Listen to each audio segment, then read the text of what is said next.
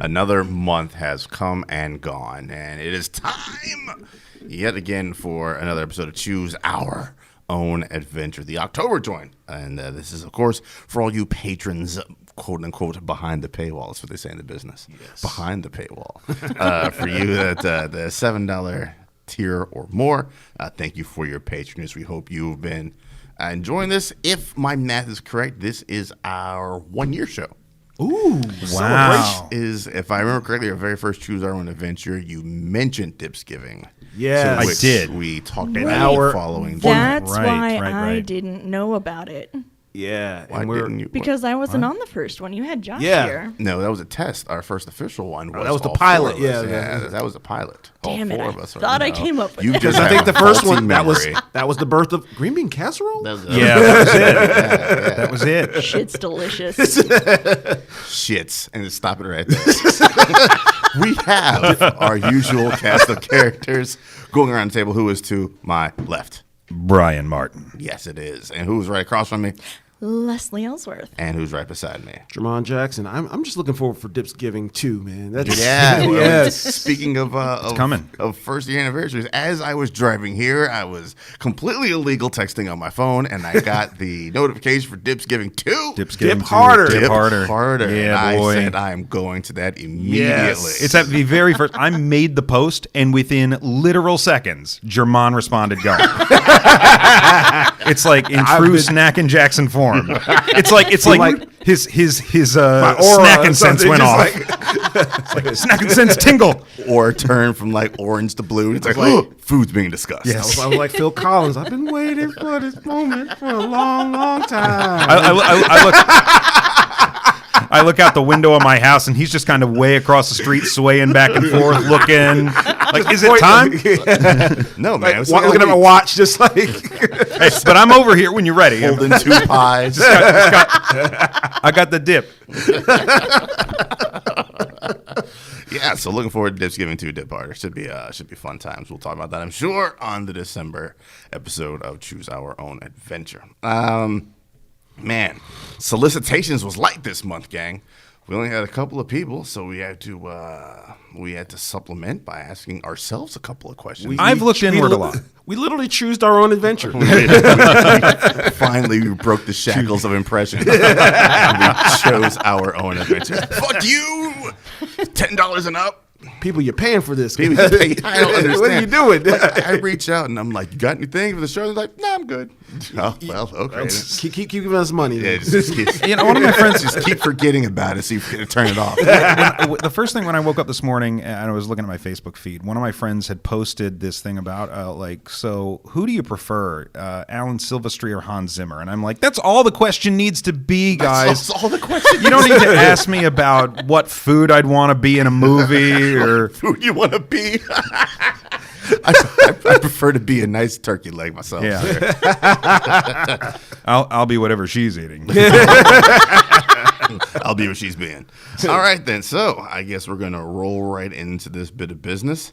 And we're going to start, I guess you buried the lead on that one, sir, with old peanut butter himself. Oh, boy. Yes, sir. Evan Paul Burger.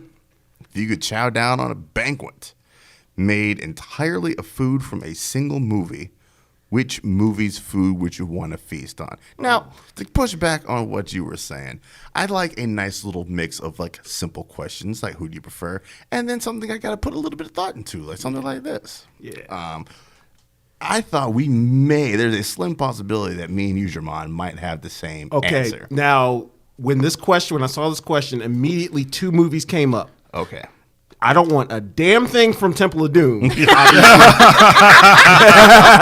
don't want your monkey brains? No, God, no. Chill the monkey Even what they eat in the village earlier is disgusting. So it's like nothing. So I chose my obvious second choice, Willy Wonka and the Chocolate Factory. Oh, how did I not think of Snackin' Jackson. Since I was a kid, I wanted that goddamn chocolate waterfall. Oh yeah. Old Gus's glue ass. I got news for you. You can have that at Golden Corral. Not that one. I think there might be just a few Band-Aids in it. Yeah, that's like Jersey, like chocolate there. Just Jersey water. Yes. Needles. Where is this coming from? Oh my God. Yeah. So Charlie and Chocolate Factory. So if I remember correctly, the first room where they really get to cut loose is the entirely edible room. Yeah, with the wallpapers. Is this with the wallpapers no. beforehand. Oh, is that before? I think the wallpapers are their first taste of anything, and then they Yes. go into come with me and you'll see. That's where that whole business happens at. Yeah, because Yeah. the hallway just keeps getting tinier and tinier. Isn't No, that it? they're getting larger and larger. Oh, that's right. My bad. That's how it works when you eat all that chocolate. Yeah, I think they Lessons. opened that tiny little door into the huge ass. Yeah. Yeah. World of pure imagination. No, I would probably last a week in there because I would die immediately from just go to a diabetic diabetic coma. That's what I was going to But- say. Diabetes. I'll die fast, but I'll be happy. But What like if Jack the whole Nicholson, movie was yeah. like a diabetic coma fever dream that Yeah. Charlie had? Like they never made it out of that first room. No one ever did that. Wonka was like, Fan and that's theory. 5 more kids done. The whole town left. having fizzy lifting drinks for fun and stuff, and just So like, you're just going the whole I'm going all in. factory. Oh, yeah. All right, Just, then. you know, just like that Jack Nicholson said, if you got to go with a smile. There you go. Would you take the fizzy lifting drinks into a different room so you don't Probably die? somewhere without a fan or hazard. Yeah. Yes. Yeah, see, Yeah. what Maybe you a do padded, is, like a padded room Hey, or something. I got it. You take it into the room that Lester Burnham fantasized about, where like not Tara Reid, but what's her name? The other one from American Pie, just floating up on the ceiling. So when you float up, there's a beautiful naked woman up there. There you. I mean, I was Allison going. Hannigan? That was not her. That's American. That was the other American American Pie, Pie. the red hair girl. I'm talking about American Beauty? American Beauty. Oh, that's Mina what I'm talking Suvari. about. Mina Oh, yeah. Suvari. Mina That's Suvari, it. The one with yeah. the forehead. Yeah. Yeah. Most people have foreheads. Oh, she got a lot of forehead. I was thinking you take the fizzy lifting drink to the top of the chocolate waterfall, and then you just Yes. dive Oh, off that and go- bitch oh, repeatedly. man. Yes. Yes. That's a and good run clip myself dive. back. Oh, Run- yes. You Augustus Yes, yourself back up. yes. You're not going to get stuck in the shoe. You should be good to Oh, go. yeah. All right, then. like it. All right. Leslie, what are you going with? So the first thing that popped into my head was Hook. They have that food fight feast Oh. scene with all of the crazy like desserts, and I always wanted to try all of those desserts, but it also has like some real food and stuff too. Okay. So yeah, that was like immediately. I've always wanted to fucking eat that food. Is that the one when we were talking earlier that you thought that we were thinking about at the Yes. same time? Yeah, so Hook was the very first thing I thought of. But then I didn't have a chance to go back and watch that scene. I probably could have just YouTubed it. But all I remember is just formless lumps of color. Like, it's Yes. just like bowls It was like of Nickelodeon, frosting. like Double Dare or Yes. something. Well, Yeah. that stuff, that was like the topping on like the cakes and the pies and stuff. Oh, But they okay. did have like a ginormous turkey and stuff too. Okay, yeah. All I could remember was just like, and I was like, I just don't want to eat bowls and bowls of frosting. Like, it's gonna be good, and then in 3 scoops, I'm like, fuck this food. I Okay. imagined it was some sort of like not just frosting, but different kinds of like cream fillings and fun. Dips, if you will. This Yeah. The first dips giving. Wow, Let's yeah. It was look. 1991. Spielberg beat you to it. Ahead of his sir. time. Ahead of his time. What are you going with, Mr. Martin? Nightmare on Elm Street. No, that's the wrong. That was the wrong question. Cloudy with a Chance of Meatballs is mine Ooh. because like you got to get the protein in there, and Okay. I could get protein whenever I want if it's raining meatballs. You would just like Dean Martin said, turn your umbrella upside down. There you go. Get your meatball. Now there catcher. were some problems, obviously, that extended like beyond the general premise. It became problematic, but I mean, You know, I never did see that. it's one of those I things didn't that's kind of either. worth it for me. Yeah. Yeah. Cloudy with a Chance. Is that Matt Damon? No, that's We Bought a Zoo. Adam Sandler. Who's Cloudy with a Chance of Meatballs? I mean, no, It's it was like animated. yeah, it was It was animated. animated. What am I thinking about that? I don't know. Are you I thinking know of Pixels? Lord Miller directed. Because I ain't eating that. Oh, Yeah, did Lord Miller Yeah. did direct Cloudy with a Chance of Meatballs. Yeah. It was like their Awesome. movie That's- before Lego movie. Yeah. All right, so I got some established bona fides then. Yeah. I went with a food that will always be near and dear to my heart, and they just made an entire fucking movie about it. Shit's called Soul Food. Yes, Oh, that was my okay. third. I was thinking okay, that. I That was thinking very that. close for me as well. Was it? Yeah. Also another threat of diabetes. Not quite as instant. Diabetes, Yes. congestive heart it's failure. It's a slower burn. You can get a whole trilogy out of that shit. Yeah, man, just fried chicken and macaroni and collard greens. That was my fucking family at holidays. Man. Yeah, It's just that's what it's all about, man. That's stuff. get together, air all the dirty laundry, just like Yeah, you just watch the old aunts and sister feuds come, Oh, and then you my just sit back God. in the corner with your plate, and you're just like, I'm just gonna Yeah. enjoy this shit. Yeah, Soul Food definitely was the go-to pick for me. Yeah, so let's move it on along then to Vikram, a longtime Choose Our Own Adventure staple. He said, you remember that article where Andy Serkis raised some ethical questions about being able to age down characters/actors and also bringing dead actors back to life on screen? Pros and cons, if any, and examples of where you'd like to see it being used or something like that. I'll go first. Yeah, I remember him talking about that maybe back during the Rogue One days. Somewhere in there, because Tarkin, Yep. Tarkin and- Peter Cushing, Tarkin and Carrie Fisher. Carrie Fisher. Was Fisher still alive? She was Yes. still She alive was at still the alive. time. Yeah, She was still Maybe alive. right before. Well, I guess they were was- still shooting while she was alive. Yeah, no, like I think she died like literally the week the movie came out. No, She she saw- no. died in like December or something. She saw Yeah, the Rogue movie One. came out Came out in December. December. Yeah. She saw it. She at least hit. I don't know if she saw a theatrical release of it, but she did see Yeah. it before she passed away. And her reaction to seeing it was like, "Whoa!" So that was taken from like film that you didn't use, right? And they were like, no. Yeah. No, it was No, scooped I out of your agree. soul, Carrie. Yeah, she was just kind of, like, she loved it. She thought it was great. Cool. I think her response was something, "Oh, look how good I look," or something I along can see those that. lines. Something Carrie Fisher-ish. Yes, Yeah. I can see Yeah. that. I'm cool with it. Yeah. My only concern is as long as who profits off of it is Yeah. my question. As long as whoever has control of that estate, Yes. Yeah. if they're fine with it and they give their blessing and their permission, then go nuts. And I don't think they can do anything with an actor's likeness without clearing it with the estate first. No. Yeah. I don't. I mean, the same issue happened with Back to the Future with Crispin Crispin Glover. Glover. That's Right. how the whole And he shit famously got sued started. and Yeah. It's a good call, sir. It's good. Pros, yeah, if it's done well, I would love to see movies nowadays starring golden age actors that were big before I was even alive. So if I get like some new Cary Grant or Humphrey Bogart or Sidney Poitier, well, he's still alive, but yeah, in his not gonna- prime, yeah. or like a Grace Kelly or something like that, I would 100% be down for that. Just to see a movie where Cary Grant is standing next to like George Clooney would be so fucking weird. I'd have to check it out. That would be really weird. Now, they have done a little, I think the first movie I really remember them doing this with was Sky Captain in the World of Tomorrow, because Laurence Olivier is a character Yes. in Sky Captain. He plays Totenkopf. And I think it worked for that movie just because Totenkopf never physically appeared in the movie. He appeared as like a hologram face Oh, okay. that had been previously recorded, and Totenkopf himself had died before. And I think, okay, well, you're skirting a line here, but it still works.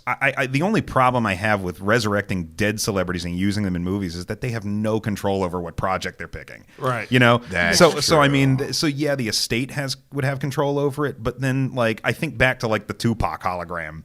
And Yeah. I'm like, I don't think that was a great idea, guys, you know? Now, the de-aging thing I am all about, because anybody who's seen Ant-Man and the Wasp cannot deny that Michael Douglas has never looked better in his life Correct. than he does Yes. at the Correct. beginning of that Yes. movie. I Yeah. almost leapt out of my seat and just dove at the screen. It's And I've never also, felt that way about a man. The beginning of Guardians. The beginning of Guardians 2, that Kurt Russell de-aging. Oh, yeah. With Oh, the feathered hair man. and shit. Yeah. That's some. Somehow He looked fantastic. Marvel is still on top when it comes to de-aging. What just Irishman? He looks a little wonky. Looks a little wonky. There's a little uncanny valley-ish thing. my only fear is that some of these studios are going to go too far with it, and you're going to end up with movies with almost completely CG, actors. sold. And they're going to be like, we don't need you actors anymore. Because I know this is sounds like something Sony would Yeah, I don't totally jump understand. all over. Was Andy Serkis in favor of this or not? No. Because No. it seems like something. Because No. let's be like, all right, well, we're gonna have this. We're gonna have everybody in this movie, but Andy, you're playing all of them. Like he's doing the mocap for every single person. He's like, well, that sounds great to me. So I read the article to kind of brush up on it because I didn't remember it at all. And his issue, here, I'm actually going to read his quote. When your performance becomes data, it can be manipulated, reworked, or sampled, much like the music industry samples vocals and beats. If we can do that, where does the intellectual property lie? Who owns the authorship of the performance? Where are the boundaries? So, and then he gets into the ethical questions of, eventually having disabled people playing able-bodied, which is that's not the ethical question, but could lead into even more whitewashing. You have some random white dude playing Martin Luther King. So that was sort of a thing that he was saying, like, what if we get to this point? For me, I think it could be really great in cameos. I thought Carrie Fisher was perfect. Yeah, I agree that it needs to become contractual. It needs to be regulated. Whoever owns the estate for the deceased people, they need to be included. And I think, like, if you're going into a franchise, I think as this gets more and more popular, it will be something that gets more and more regulated. Yes, you can use my work from here in a future movie of this franchise if I'm unavailable. But one of the things that I worry about with the de-aging is that it's going to turn into a very ageist thing. We're going to stop seeing older actresses and actors getting roles because they're just going to age up younger people. And that's something that we already see some of. yeah. So that I think it could be useful. It could have some potential pitfalls. I don't know. They've back in the days before this technology, they were just using makeup to age up I older know. people. So I don't think there would be too much of a change there because they've been doing it already. Well, that I'm not a fan of it. Okay. Is my point. Like if I could see a movie with like old Helen Mirren and like de-aged Helen Mirren and like all the scope of Helens.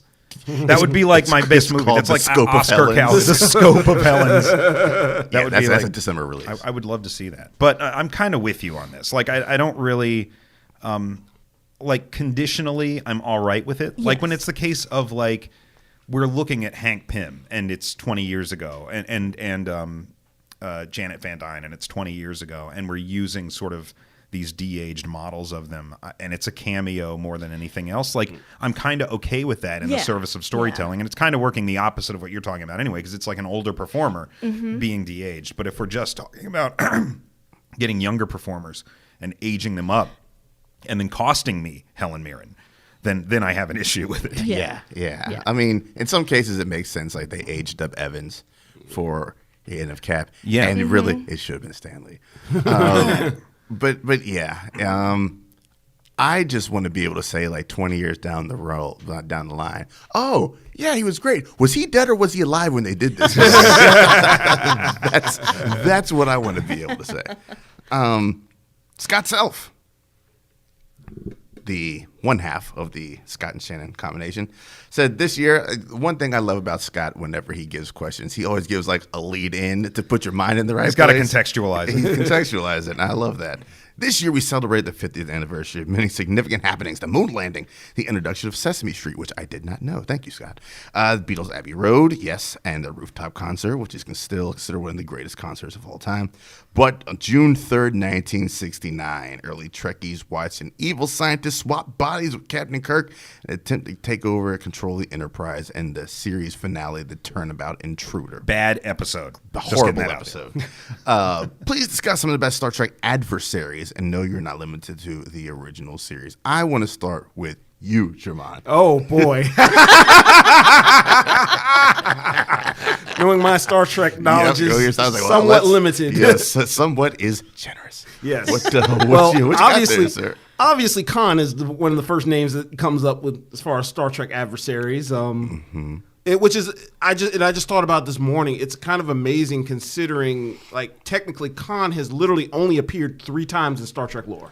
Yes. The Yes. Space Seed, Star Wrath of Trek Khan, 2, and In the Darkness. That's Yeah. it. But he is like pretty much considered the be-all, end-all of Star Trek villains, I guess. You know, for a person who had like superior intellect, Khan did some dumb shit.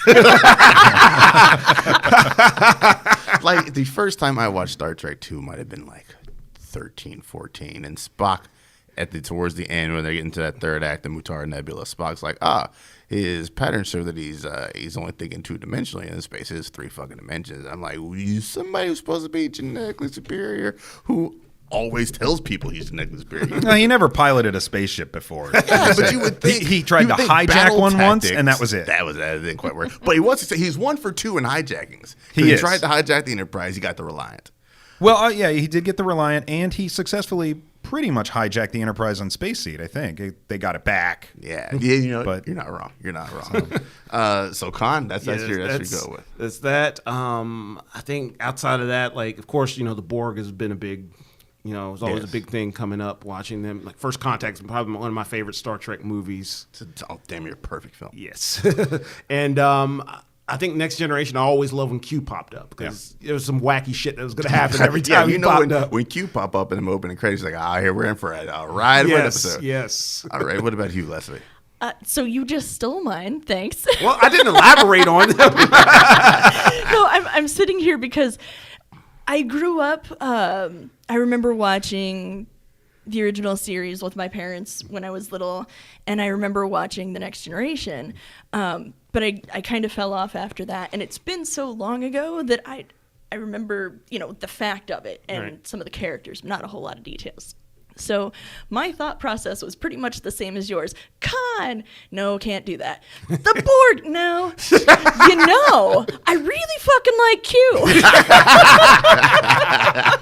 And so that's who I went with. Daryl and I just recently started catching up with The Next Generation again and such. And so, that first, he's the enemy in the first episode. Yeah. And so then last night I went back and I watched the Q Continuum and then the one where he introduces the Borg. Mm-hmm. And yeah, he's my pick. He is capricious as fuck. Yeah. Looks like he's having a good time while he's fucking everyone over. It's like when Mr. Mitchell used to show up in Superman. Yes. It's like he's just Or Kazoo and Flintstones. Yeah. Yes. He is ridiculous. He's stupidly powerful. He introduced the Borg. And that I thought, because I almost went with the Borg and I was like, I'd have to watch a little bit more. But yeah, the fact that he introduced them, I was like, nope, yep, that takes it. That takes it. All right. What you got, Brian? Well, I mean, Q is definitely up there for me, too. I think that, and he's almost, like you said, a mischievous foil rather than like an actual adversary. Yeah. Everything he does trying to teach them a lesson. I just found out and, 2 of my fantasy football people are injured, so I'm not winning anything this week. But I think the finale of Next Generation, All Good Things, and his role in that was like perfect. That's my favorite Q episode. But much like the Borg, I feel like the franchise drove Q into the ground, mostly on Voyager, because he came back over and over and over again on Voyager, and it was just like not great. And the Borg, same thing happened to the Borg. It felt like it got to a point where the Borg or Q were like their kind of quick fixes for sagging ratings, I guess. Yeah, but I'll tell you who never got old for me is just the Romulans. And the Romulans on the original series, I don't think, if I'm trying hard to remember if there was an episode of the original series that involved the Romulans that I did not like, and I can't think of one. Mm-hmm. And the very first episode they ever appeared in, Balance of Power, is one of my maybe 3 favorite original series episodes. The idea that there is this Vulcan offshoot that just said, okay, well, let's just be evil as shit. I love that. And I think they were great on Next Generation. Yeah, I'll go Romulans. You're going with the Romulans. See, do I have it here? Yeah, I have it right here. Romulans, I always felt were just watered down Klingons. That's what they always. Yeah, but they're not bound by honor. That's the thing. Like the Klingons are this warrior race, and I think that the Romulans are much more cunning and subversive. than the Klingons are. The Klingons are the ones that kick down the door. The Romulans are the ones who sneak in through the back. You know what? That's a very good point. That is a very good point. Yeah, pretty much all mine have been said. Khan, I think, is the top of the list. The watered-down Klingons. And then just Klingons themselves. I think were great nemesis throughout the original series movie runs. Especially Star Trek 3, they kind of fuck things up. Star Trek 6, they are the main enemy there. And yeah, I think those are some of the better films. They always seem like the stand-in for the Russians at the time, especially Star Trek 6, because the combination of Rocky 4 and Star Trek 6 is what ended the Cold War. And I'm trying to Google his name. I cannot think of the cat's name to save my life. The cat from Deep Space Nine, Garrick. Garrick was the clothier, the tailor on the station. That's not who I'm thinking about then. Cardassian. Yeah, the Cardassian. It's somebody I can't think he of. could definitely be up there. Yeah. Horrible fashion. I guess, who were they fighting during the Dominion War? They were fighting, what were they called? Well, it was just called the Dominion. Right? Was it just? Are you thinking of the Cardassians, the ones with the neck? I guess I am just thinking about the Cardassians in general. The one that I will say, the one that David Warner played on Next Generation during the Chain of Command 2-parter was a dick, colossal dick. That's his. He's the one where the there are 4 lights meme comes from. That's the episode that comes from. He's played Star Trek like 4 times. He's played a lot of different characters. Yeah. But he played the Cardassian in that 2-parter, and that, oh man, what an asshole! What an asshole, David Warner! Jesus Christ! Well, he's not a dick in Star Trek 6. He's the impetus for everything, though. All right, then boom, there you go. Also in Star Trek 5. Also, he's a drunken Star. No, the Klingon was the drunk. He was just a dude there, one of the ambassador. Yeah, American or the Federation ambassador. No, I think it was American. Star Trek 5 wasn't great. Thanks a lot, Shatner. Shat is correct. Shat. Oh, and I gotta give a little bit of love out to Bearded Spock as well from the Mirror Universe. Yeah. Shannon, the better-looking half of the Scott Shannon combination, said, "I am from the great state of New Jersey." I'm not sure why she added "great." Please discuss your favorite New Jersey movie. They could be a movie about NJ or one set/filmed in Jersey. Her only caveat: no Kevin Smith, because that's what I would have went with. Yep. There were other ones. Yeah, she said that's too easy, and she's willing. I feel like we all would have thought for a second and then just defaulted down. We would have checked down to a Kevin Smith film. Yeah. Yeah, so I went with American Hustle. If you have not seen American Hustle, David O. Russell, directed by David O. Russell. Christian Bale's in there. Bradley Cooper has a ridiculous curly afro in that movie. Amy Adams is wonderful. Jennifer Lawrence is in it. And yeah, that's the best thing about Jennifer Lawrence also in that movie was that she had to wear that white dress at one point, and there was that story about how she kept getting Cheeto dust all over it because she wouldn't stop eating Cheetos. And I'm like, I may love this woman. That sounds so Jennifer Lawrence-ish. But I'm going to go with the American Hustle. If that's more of a suggestion. If you haven't checked out American Hustle, do yourself a favor. The one I'm going to go with, people didn't realize was set in New Jersey, Camp Crystal Lake. Oh, yeah. It's set in New Jersey. So I would say the Friday the 13th franchise, specifically, if you listen to Refried Scenes, the Friday the 13th remake, because that is a ruthless and somewhat clever trap setting Jason. This is a little bit different Jason than what we've seen. Like a more before. Successful Wile E. Coyote. He's a more successful. I mean, he's still getting this shit from Acme. Believe that. Yes, one machete, please. But yeah, I'm going to go with Friday the 13th. Yeah. Who else? Brian, what you got? I've got I agree. It was kind of hard to come up with one when you're taking out Kevin Smith, but I'm going with the Toxic Avenger. Yes. Yes. Because I think that as far as movies go, if you had to if states had an official movie, which they should, yes. like New Jersey's would have to be the Toxic Avenger. Yes, it's all it's the tagline. Welcome to Jersey, the Toxic Avenger. It's all like hideous, deformed people plus mutated monsters. So In fact, like Jersey Shore is basically just like Toxic Avenger with no heroes. with no heroes. And no plot. I'd say Toxic Avenger is just a bunch of meatball like Guido dudes and this horribly deformed janitor guy, right? So yes, Toxic Avenger is New Jersey. Oh my Sold. God. Apologies to listeners in Jersey, but let's dig a little bit. Come on. You know there's a shred of truth here. All right, then. Jermon, what do you have, sir?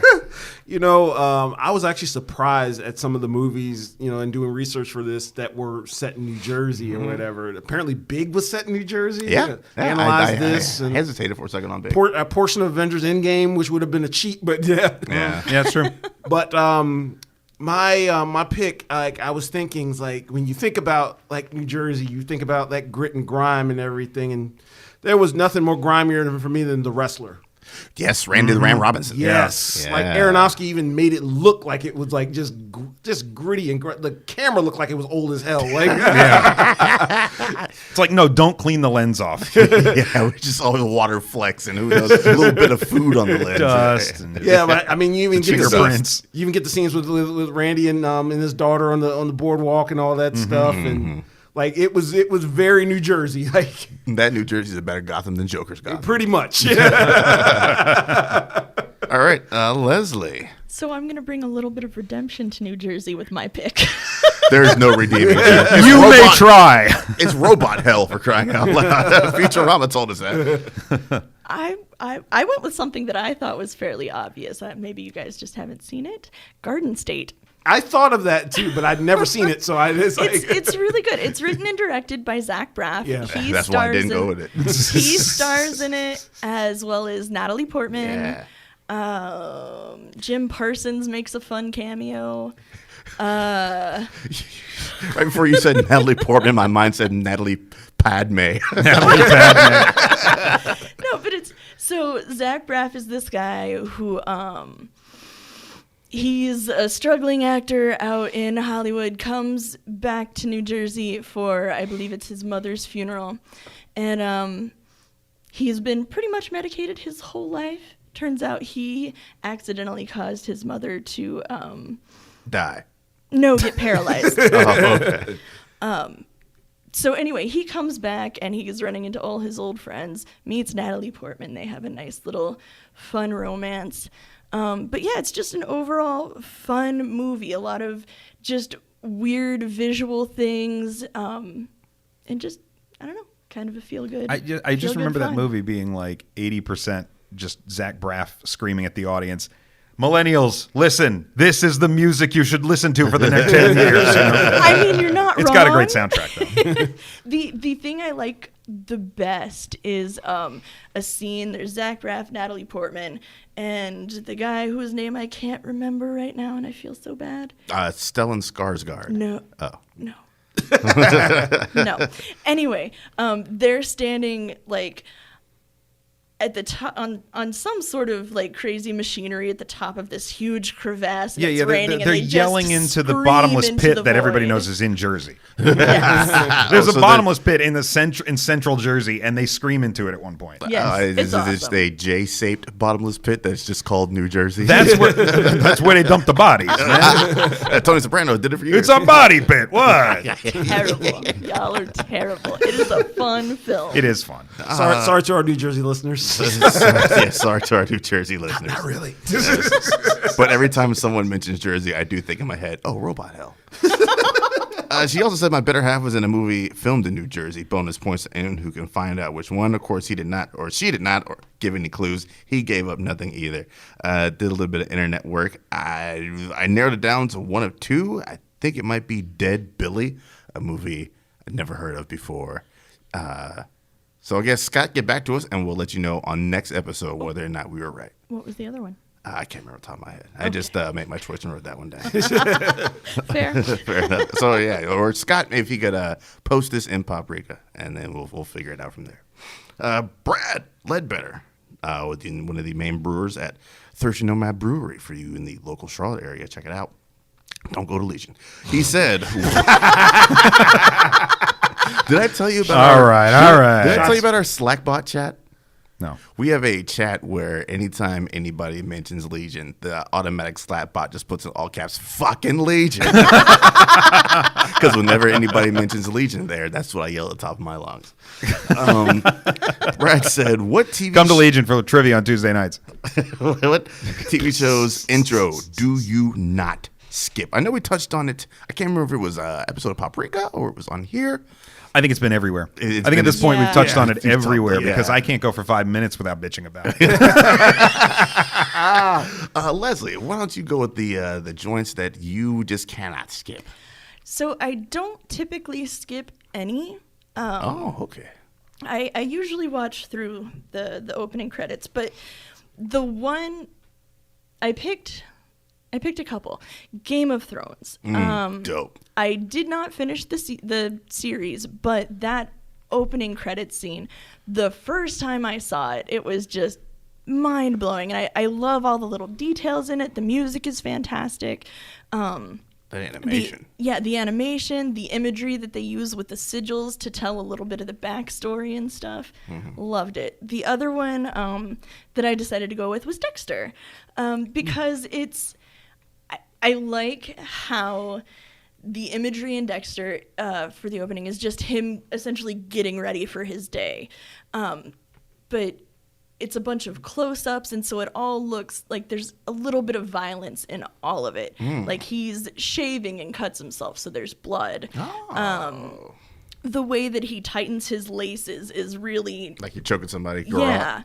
Yeah. So there's like an image of him frying up some eggs and like Tabasco sauce strips and then cutting, so it's just very not violent, but sort of little everyday violence in all of the morning images. Yeah. Okay. Well, it's almost being used as like an allegory for some sort of murder. Yeah. I like it. What about you, Brian? All of them. No, I don't skip any of them.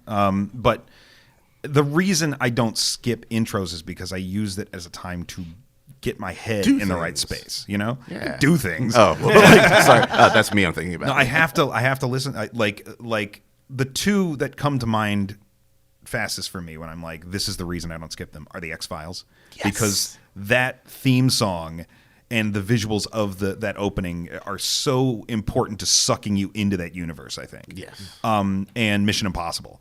Oh, Which yeah. I am a huge fan of, one, awesome theme songs, and two, shows whose opening title sequence show you something scenes that's from that episode without context. And my favorite Mission Impossible movie opening titles are the ones that follow that pattern. So I think One 2, does. 1, 4, 5, and 6 all did. 2 and 3 did not, I don't think. Yeah. And but that's to me, like, I love that. But it's so important to listen to the theme songs to get in the headspace and really get sucked in. X-Files, though, is paramount above everything else. Like, I have to listen to that. That's not band. the time to check your texts. Will not. If Jacqueline turns to me when they did the revamp seasons, like seasons 10 and 11, and she would turn to me and start talking, I'm like, "What are you doing? This is not time for talking. This is time for filing.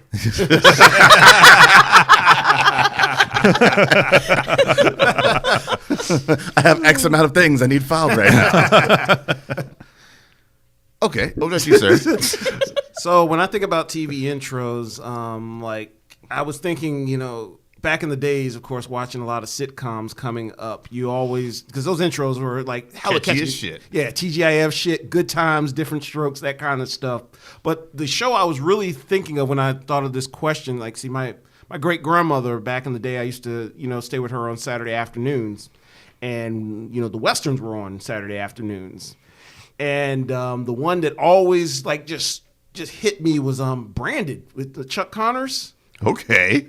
Because they had this iconic theme song, and like literally the whole intro was the premise of the show. He was like this. I guess he was in some kind of military or something like that. He got accused of being a coward, He was wrongly accused. Everybody's always wrongly accused in these TV shows. Yeah, and shit. right. No, I just wanted it to be like, you murder him. And he's like, yeah, end credits. then, He's they like, go you to thought it was going to be a whole series of this? No, it was one show and it was 45 seconds. Yeah, because they had the whole theme song. It's like what do you do when you're branded and you're a man? And they strip all the medals off him, break his sword in half. Oh, and man, stuff. wow. Yeah. I've never seen an episode of the show, but I always watch that intro.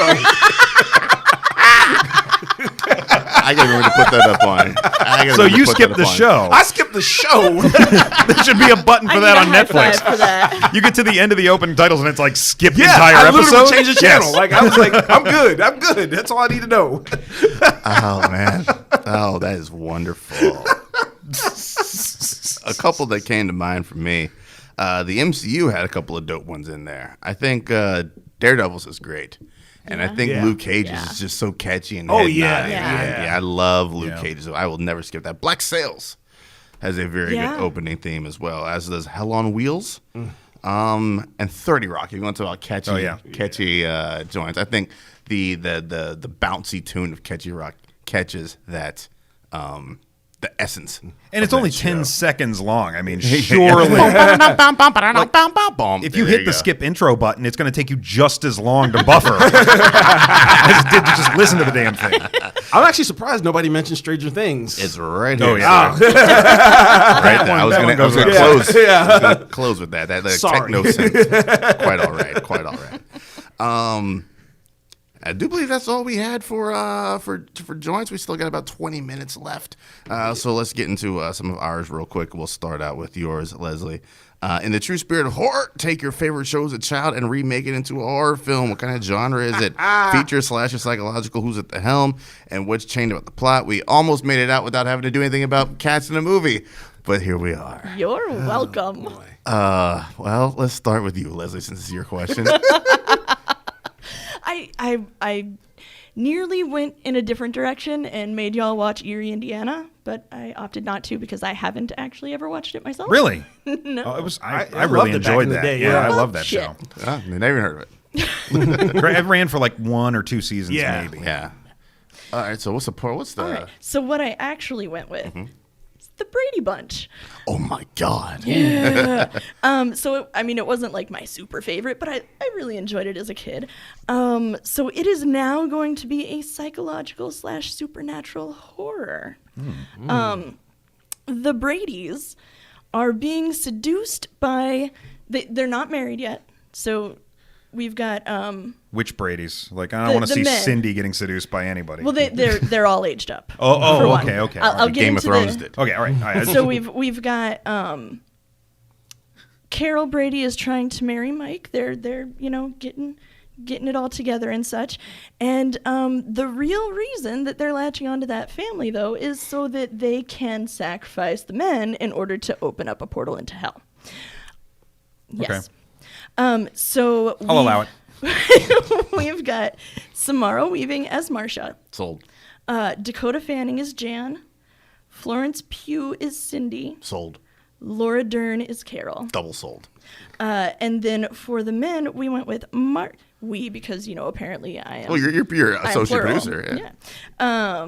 We've got Mark Ruffalo as Mike Brady, Nicholas Holt for Greg, Joe Keery is Peter, and Timothy Chalamet is Bobby. And what part will Joe Keery's hair be playing in this? And then we have, rather than Alice, we have Tessa Thompson as Elise. She is going to be a junior executive that is working with Mike, and she's the one who kind of starts to notice all the weird shit that's going down. All right. Nice, all right. nice. I can get down with that, I can get down with So that. had this been made back in the day, it would have been slightly different, and I would have taken on Wes Craven. But since he's passed, I went with I'm gonna say it's pronounced Ari Aster. Ari Aster. Yeah. Yeah. All right. Very well done. Maybe you could work in the fact that like the house's design, it was like the top of poltergeist Dana house. Barrett's apartment building. Like it was built as a dimensional channel for negative energy. There you Where's go. the keymaster and the gatekeeper when you need him? Keymaster. All right, Jamon. Okay, so I was thinking about one of the childhood shows I grew up with. Are you going to and- go with that one you talked about last time, the Western? no. No, my movie's going to be an alien invasion movie. And we're going to have people like, you're running, something's coming for them. Something is coming for them. You're running. You're trying to find some place to hide. Look, let me hide in this sports car. Oh, Yeah. wait. Yeah. Sports cars, more than meets the eye. It's the Transformers. They're coming to get you. Please, that's the subtitle. Yes. Transformers, they're coming to get you. Yes. Like literally seeing somebody stuck in a truck getting transformed to death. Basically. Yes. Like Clerks. Yeah. Maybe they could sit down inside and then just teeth start eating it, like from inside the car. Where the hell's this thing's mouth? I would literally still have Shia LaBeouf and Oh yeah, Peter Cullen, all these guys back chew in. him up. Transformers, chew them all. See, I'm just imagining Optimus Prime transforming, and he's just covered in blood. Yes. Yeah, that's pretty much how it works in the Clerks cartoon. Yeah. Probably, yeah. Have J.J. Abrams direct, executive produced by Steven Spielberg. Basically, there you go. basically like Sure. Super 8. Like, All right, Very well. I dig it. they're coming to get you. Brian. I just went back to early childhood stuff, and as much as I've been thinking about Sesame Street recently, and I could definitely have gone somewhere with that, I did pick He-Man and the Masters of the Universe. The main villain is already a skeleton, so so the idea here is that Skeletor is like this undead hellspawn nightmare lord that has raised a legion of the damned, all who have been wronged by King Randor, and starts sacking the land of Eternia, to the point that King Randor has to seal off the palace, and only a brave few adventurers venture out into the dead Eternian soil to find Castle Grayskull and unlock the power that can restore the land and defeat this undead horde of creatures. So of course we've got He-Man, his man-at-arms, Tila, and a sorcerer, Orko, who would be obviously not like he was on the original cartoon.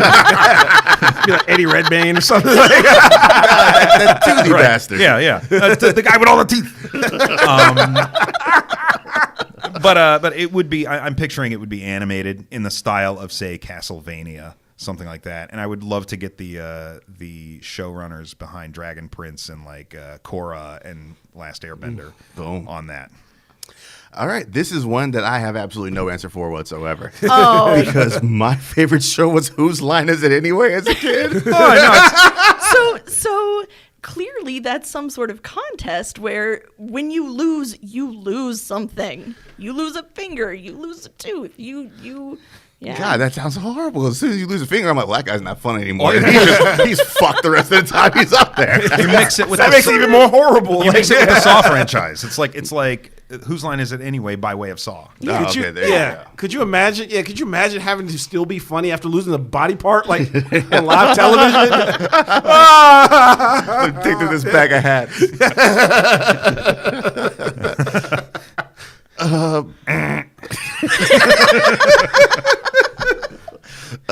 Brian, you said you're inserted into a horror franchise. Which franchise do you think you could survive? I'll put this out there. None of you are surviving Texas Chainsaw Massacre. Nobody is. Because rewatching that for refight scenes, Leatherface, for a 6'3", 230-pound dude, runs for 20 straight minutes in that movie. We are not escaping Leatherface in any way. No chance. I'm going with the only one that makes sense to me. I'm going with Child's Play. I think it's you just rip that fucking doll's head off if you can get close enough. You're gonna get stabbed in the process somehow. You just rip that doll's head off. Do like the kid does in Poltergeist and just rip the stuffing out of the clown. I think that's your best bet because Freddy, you're gonna go to sleep. Jason, that motherfucker's everywhere at every point. I think your Child's Play is your best bet of surviving. Leslie, what are you surviving? I'm surviving The Purge. Oh, Because one, I'm not going to go out there and try to get retribution on anyone. I am too klutzy. I am not sneaky enough. This is all true. I I plan on, just kind of ganking all of my important stuff, shoving it in my van, driving into the mountains, and hiding for that 12-hour period. Until the mountain hillbillies come for you. Ooh, Get off our properties. They're even worse. They think it's worse. purge year round. It's purgy there right now. Okay, fine. I will just drive back roads, and I'll make sure my my van is all nice and Stay on the road. You just head for Canada. They're not doing anything over there. Yeah. There you go. There you go. Fly up and see Matthew. Fly up and hang out with them. You come back, all your shit stolen, wrecked, but you're still alive. What do you survive? I actually chose Nightmare on Elm Street. Okay. Hear me out. Hear me out here. Let's see what you got. I think I would survive that just due to the fact that I usually at best get 3 hours of sleep a night, if that. Like, my insomnia is like it's just legendary. I can literally this motherfucker now. Wait, where'd he go? I can literally see like Freddy in some kind of like boiler room hellscape he's created. Everything sitting there waiting, looking at his watch. It's like it's 3 a.m. He's like, well, this is rude. It's like he's checking back. And he's like, he's still watching YouTube. It's like, God damn it, I give up. I give up. I'll bump him down on the list. You just keep getting bumped down. Freddy retires. I'm just in a Freddy queue. Just like you were victim 1,000. I think I'm good to go here. All right. And what about you, Brian? I was thinking like Nightmare on Elm Street makes sense because I don't sleep anymore either because I got a baby. but the one I went with is not technically a franchise yet, but I'm maybe we'll see if it works out. It Follows. I think I could beat It Follows. Okay. And I could beat It Follows not with the obvious way of just having sex with a prostitute, which they try in the movie, and I don't think that's going to work. Might work for a little while, but what you do try is twice to make sure. You remember at the end of Mission Impossible: Rogue Nation where like they trapped the villain in that like glass case and then gassed him? Yep. Same sort of deal. You just trap It Follows in the case, but then you airlift that shit out into the middle of the fucking ocean and drop it on and drop it into the ocean, and it sinks all the way to the bottom. It follows no more. Until 2047 when they do the remake. And they dig that shit up. and then Miles is the one fucked over. I bet it tunnels its way through the core of the earth. As long as it pops up in China, you're all good to go. And Jermon, your question, sir. What is the most evil thing a movie character has ever done? Very nebulous question. This is tough. You have the very wide open question here. And what did you go with? I had to go, like, even thinking of some of the dastardly, like, just fucked up things that, like, people have done in movies. I had to go with Hans Landa, like, gunning down that damn family in Inglourious Bastards. Yeah. That was just pure. That's cold. Yeah, cold. Just the fact he was a Nazi alone was just fucked up as is, but that whole scene with him and the father and everything, and that tension that was building, and then he was just like, shoot him up. That might be Quentin Tarantino's best written scene of all time. Probably. The opening of Inglourious Bastards. Holy shit. Yeah, I think he immediately ascended to one of like the great villains. Yeah. No, yeah. I was going between that or Calvin Candy or whatever. Just like, especially when he like had one of his sleeves like just torn apart by dogs over $500. Yeah. Tom Savini was there for that scene in the background doing nothing. What about you, Jamal or Brian? What are you going with here? I went with Michael Corleone having Fredo iced.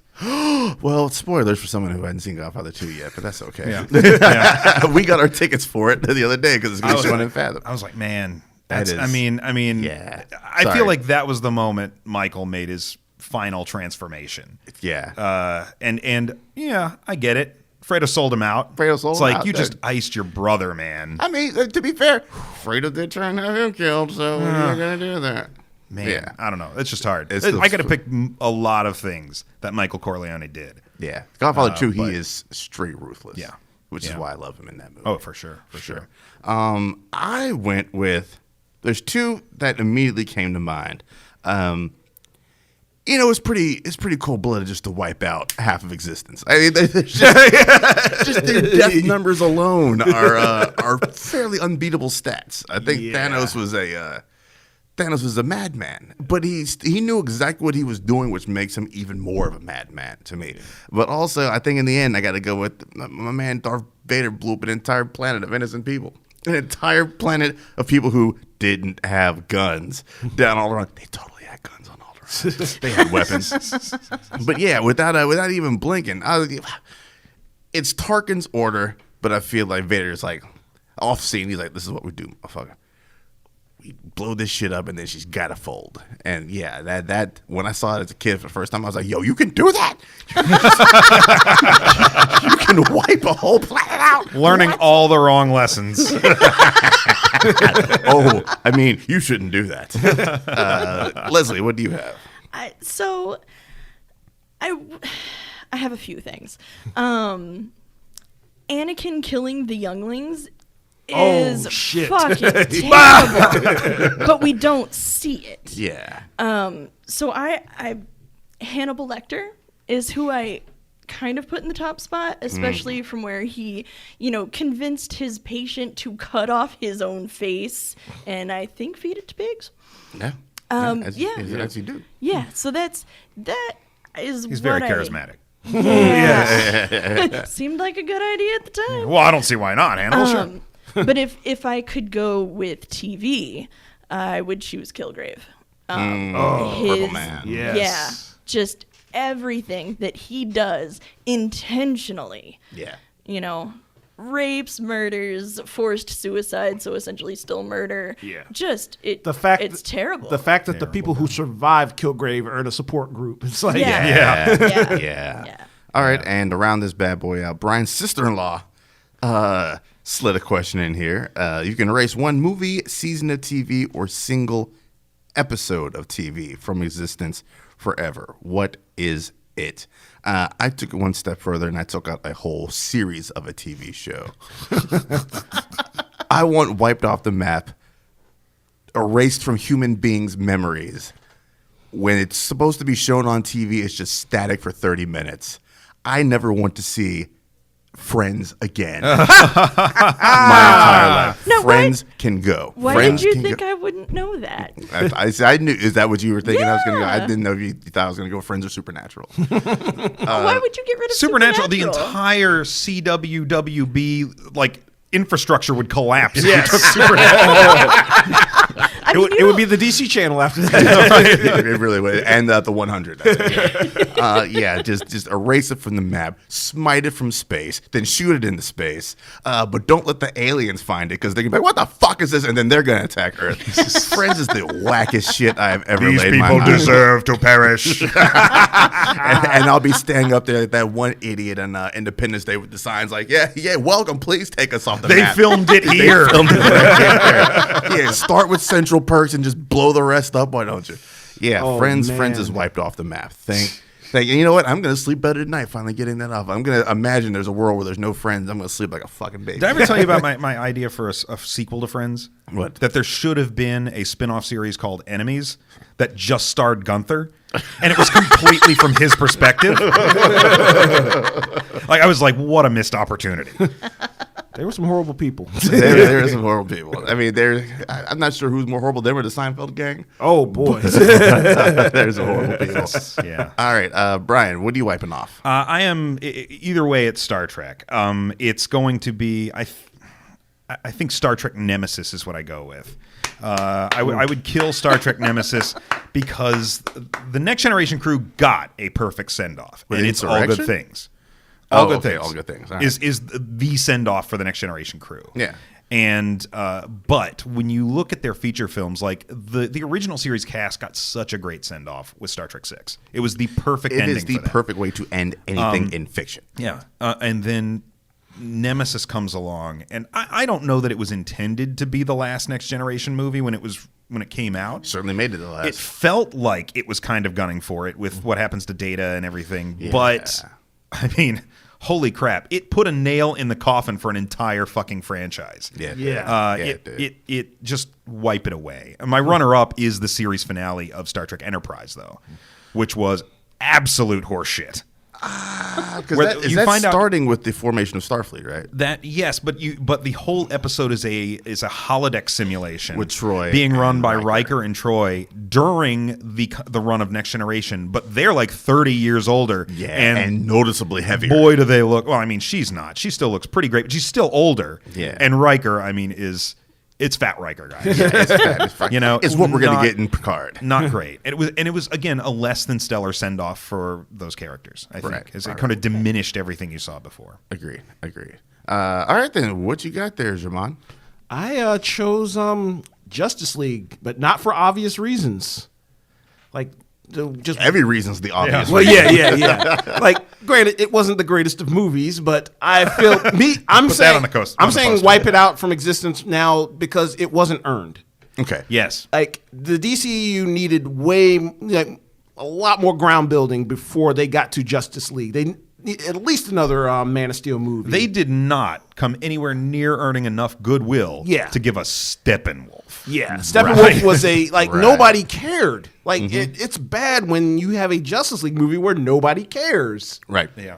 Yeah. Like you needed another at least another Man of Steel movie, maybe another Batman, like a Flash solo. Get these characters established first before you get to could you have imagined Aquaman being the success it was, Shazam and all this other stuff come out, and then you get to a Justice League. Right. Yeah. Yeah. I can get down with that. it. They did not want to follow the Marvel formula. Yeah. I But, think they wanted all payoff with no setup to Right. pay off. Yeah. Like the whole relationship between Batman and Superman would have been, much sweeter if they had, had that bond established, over the course of some movies.